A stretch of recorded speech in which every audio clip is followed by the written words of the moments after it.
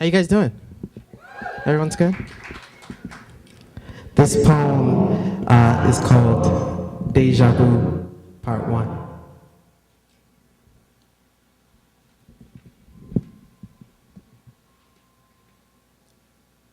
When did you plan on telling me?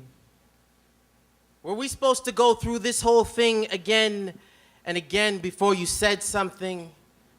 Don't you know who I am? Don't you recognize me? 7 billion people in the world, and I had to meet you here tonight at this bar to this song. Don't you remember? Stop holding secrets in your DNA. Recall how we turned water into fire and fire into music. Remember when our hearts were made of adamantium, stuffed our stockings full of clouds, making it easier to fall. Don't you remember? I see you still have the hourglass tattoo on your forehead. It needs a touch-up. It's fading, your memory. Did you forget to remember how we spoke in remorse code? I looked for you in all the wrong places, I swear. Static electricity, the letter H, dinosaur bones, serial killer numbers. Tell me, what were the last words I said to you? Was it I love you? Was it I'll see you again? Was it in Hebrew? Just once, just this once, I want to be 2 steps ahead of fate and 1 behind. I missed you. Let me remind you, we used to go to jelly bean dances, kids with faces that didn't fit their bodies, Kurt Cobain clones, reveling in spiked apple juice and calling it teen spirits. It's when you taught me to make poetry by being a poem, to number every sentence, make every word count, that the truth lies in metaphor. You left in broad daylight and no one stared. Our breakup was like the gray cop, no one cared. Remember me approaching the pulpit. I remember shots to my chest like an EpiPen. You screaming Malcolm, me whispering Betty, how come we can't be together just one lifetime? Remember when they took us from our home, worked us to the bone? You were made in London, me, a cotton-picking Negro on the wrong side of you. Remember when they put patches on our sleeves where our hearts put up shop, forced us to live outcast as cast out, told us to take gas showers and called it cleansing. This concentration camp got us feeling all Molotov to this Holocaust love. Remember you riding shotgun with a shotgun. Your violence made you crazy, your sexy made you rare. Remember, shots to my head like whiskey, me screaming Barney, you whispering Clyde. Why can't we be together just one lifetime? It's all coming back to me, yes. Remember when I gave you that Tamagotchi for Valentine's Day? Yes. Our story scrawled on the pages of the Upanishads.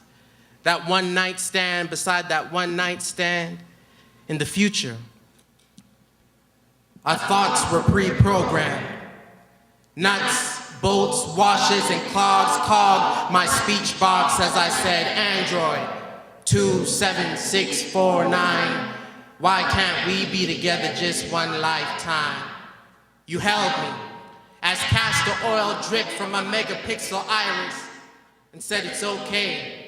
Even robots were made to break down. My Yoko, my Cleopatra, my Omega, my Belle, tell me you remember. I want to take you to all the places I left cigarette butts and show them, look, there was a way to keep on burning. I got an aerosol can. It's coaxed in deja vu.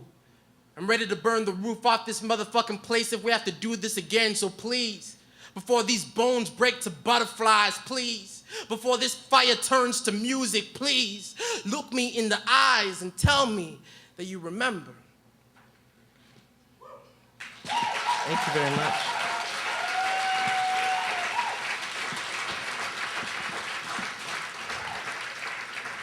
Everyone's goody-goody? Yeah? Excellent. I want to thank Sherry Wilson for having me at the Calgary Spoken Word Festival. I was from Anyone live in the Northwest, suburbia in the house? No? Yes, nice. Citadel, Hawkwood, Brentwood. There's so many of those nonsense places. It's really interesting. I feel like in suburbia, in Calgary especially, it can feel like this movie with Leonardo DiCaprio, Revolutionary Road, where there's so much drama and so much tension, but shit ain't happening. really interesting. Like me and my mom, I don't know why I'm talking about this, but like, you know, like the topic of conversation is, did you hear what, sorry, that wasn't her accent. Did you hear what Nancy Grace said on the news yesterday? Zimmerman this, Zimmerman that. It's crazy. Suburbia. I used to work as a journalist before I was a poet, and this story is one of the ones that I came across while traveling.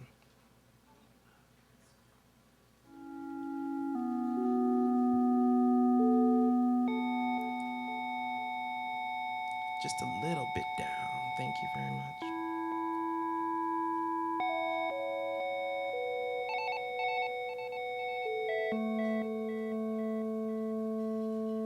Kay. Her name is Kay. Born in 1947, Moscow. Her father, Mikhail, was a soldier with the USSR Army. Once a week, he would take his daughter to the ballet. She loved how her father would hold her in his hands. She enjoyed listening to the feet of the dancers as they pattered to the rhythm of the melody, like ba ba ba ba ba ba ba ba ba ba ba ba ba ba ba. Her beauty, undeniable. She was long, strong, and powerful. Her skin glowed under the sun with remarkable beauty and glistened in accordance with the stars by moonlight. As she grew, she became the lust of many men. They loved the way she felt in their hands, the way she made them feel safe, the way she made them feel like men. And Kay loved them back, because when they held her, she was reminded of the Moscow ballet and how the feet of the dancers pattered to the rhythm of the melody, like ba ba ba ba ba ba ba ba ba ba ba ba ba ba ba. Kay loved to travel. She visited men in the trenches of Germany, the villages of Finland, the temples of China, and the caves of Afghanistan. But when she landed in Africa, she was home. She was at peace with the heat. The red soil beneath her feet made her feel loved, and the men showed her an affection she had never known. She was with the most powerful African men, really silly reptilian Nigerian men who willy-nilly stifled and siphoned 40 billion from Nigerian civilians. She had affairs with the poorest of boys who clung to her like a teddy bear, young Congolese children with no vision, who with decision caused division by stealing United Nations food provisions. But Kay got carried away, allowed herself to be taken advantage of. You see, they didn't love her like she loved them. They loved her body and the way she made them feel powerful, like men. All she longed for were the times when they would stroke her neck as she sang to the rhythm of the Moscow ballet, like ba ba ba ba ba ba ba ba ba ba ba ba ba ba. She would do anything to be reminded of the Moscow ballet. She would fall into the hands of the world's most dangerous men. She would kill for it, and in fact she did. Rwanda, Uganda, Somalia, Ethiopia, Cote d'Ivoire, Sierra Leone, the Democratic Republic of Congo. Millions died from the touch of her lips. Kay, a.k.a. Kalishnikov, named after her daddy Mikhail Kalishnikov, born in 1947. Kay, a.k.a. Kay. 47. A kiss from her lips would send you to heaven. Brothers rushing just to hold her, others styling when they see her, but all bow as she sings to the rhythm of the Moscow ballet, like ba ba ba pa ba ba pa ba ba pa ba ba ba ba pa. Thank you.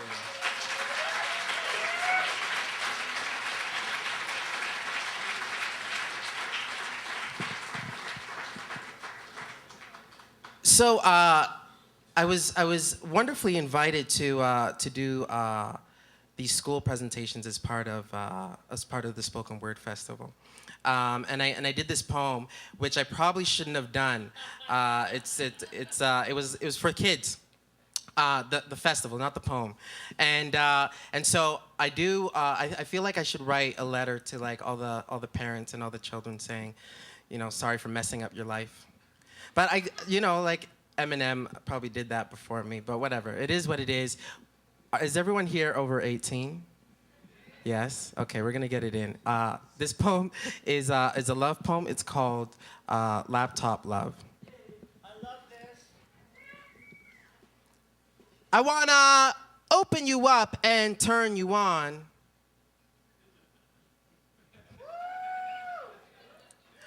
Push all the right buttons just to get you going. Your kisses are like ellipses, I'm caressing your backspace. We're getting there. We escaped to a space bar, none dysfunction, got my kneecaps locked. Now, I don't care if you're square, nobody's in here, just me and you and clips from YouTube, but you're getting old, Miss Vista. I miss the old Miss Vista. Used to go where I go and be where I be, and you join me to Starbucks even though you don't drink. Used to stay up all night when I had a paper due. You'd fly with me on planes and you walk me to school. You never used to care when the young kids wanted to play or when my friends would come over and say, hey, yo, Ian, buddy, your computer really sucks, dude. But you're getting old. Mac? Mac is just a girl I do video editing on. Nah, baby, it's a recession right now. I can't afford it. Okay, let me tell you the truth. I do video editing on her, but I write poetry on you. I'm sorry I cheated on you. I borrowed my friend's computer. It's small, it's silver, it's got this cute little apple, right? No, baby, I'm not calling you fat. I'm just saying you got a bit more RAM than the others. I'm sorry I banged you around. I'm sorry I dropped you on the ground. I'm sorry I spilled hot chocolate on you even though you don't drink. After that, I tried to enter my home, but the keys were stuck. Thank you. What the two very intelligent patrons in the back realize, and what the rest of you have failed to realize, is that I did something called a double entendre. Shakespeare, Margaret Atwood, Ian Keteku, all the greats in literature use this device. And what it does, it's just a simple literary device that takes basic sentences to a whole nother level. So I'll explain. Have you ever spilled anything sticky on your laptop? Not like that, my man. I mean like juice and that's what I said to the kids, and then I got, so anyways, juice or coffee, that's what you meant. What happens when you spill this sticky substance on the laptop? What happens to the keys? They get stuck, thank you. Have you ever tried to enter a home, your door, using a key that seemed a little, we're almost there. Sticky, stuck, there we go. So you see, enter home, keys. Yeah, I'm gonna say it one more time. I'm sorry, I didn't mean to stop. The problem is that that line took me 4 years to write. So hopefully the applause can mimic the, I'll say it one more time. I'm sorry I spilled hot chocolate on you even though you don't drink. After that, I tried to enter my home, but the keys were stuck.